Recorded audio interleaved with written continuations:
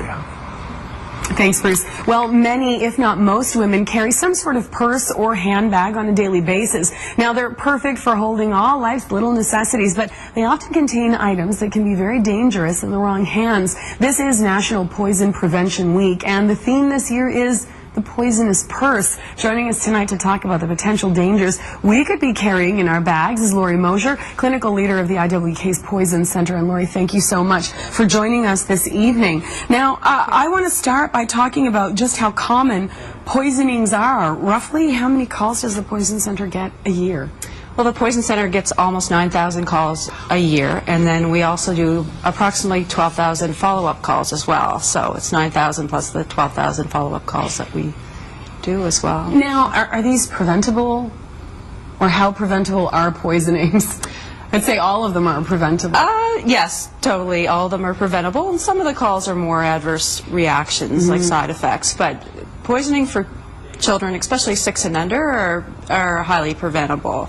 And it has a lot to do with the caregiver and how they kind of take things out of the reach. So this year's theme is the poisonous purse, and you've brought some examples. Let's talk about the first one, medication. 4 calls per day related to children and medication, Yes. Is that correct? Yes, medication is very, very common. And children are very good at getting bottles of medicine and medicine out of the container. There's no such thing as child-safe or child-proof containers. They can readily open them. I've had callers with children less than 1 year old able to get a medicine bottle open. Oh my goodness. They can bite it and twist it. They're very smart. They're very quick. And so it's very easy for them to get into medicine. And there's certainly some medicines that are very concerning. Right, yeah, and where there's a will, there's a way. It looks Oh. like candy, really, in some cases, Right. doesn't it? It's so colorful and bright. Absolutely.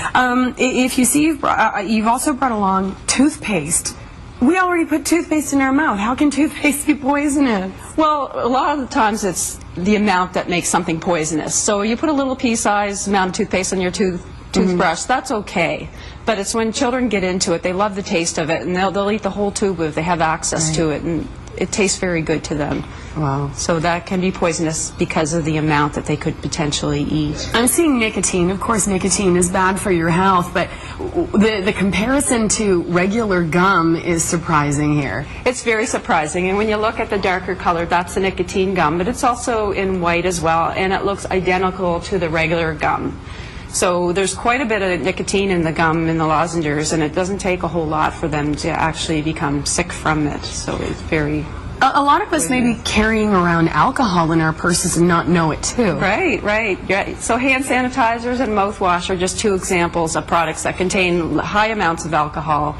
And with children being very small, it doesn't take a whole lot for them to become sick with the alcohol. And it can also lower their blood sugar. Oh my goodness. Yes. And coins even pose a risk of poisoning. Right. Coins are a choking hazard. So that's the biggest thing that we see. It could get stuck in your throat or your esophagus. So it's definitely a risk to small children. Yeah, so don't give the kids your wallet if you're trying to give them something to do to occupy their time. Now, let's talk about just the size of a child and why these amounts are more dangerous to a child than they are to an adult. Absolutely, and there's a lot of medications where even 1 pill to a child can be very poisonous, like a blood pressure medication or a diabetes medication, pain medication, anything like that. 1 pill to them can be a huge dose. It'd be like us taking 10 or more. So that's why it can be very poisonous to them. And if you suspect a poisoning has happened, what's your first step? What's the first thing you should do? The first thing I would say is to call the Poison Centre. We can rapidly figure out if it's going to be a problem and give you advice as to what you should do or whether you should take your child to the emergency department. By the time you'd get a computer out or call someone else, we'd have the information for you. So it's very quick and it's completely confidential and accurate. Excellent. Well, that's very good information. Any other advice that you'd give for parents to make it so that we do not have these issues to deal with? Absolutely. I was speaking to a mom yesterday, and one of her recommendations I thought was great is if you have people over, get them to put the purses high up, like in the closet, and if they have to have it next to them, to put it on your lap so they don't have the chance to get into it, because children are so quick. So the best way is to keep it out of reach or prevent it from happening. Excellent. Thank you so much, Lori. All right, we're going to step away now and check in with Steve Murphy, who's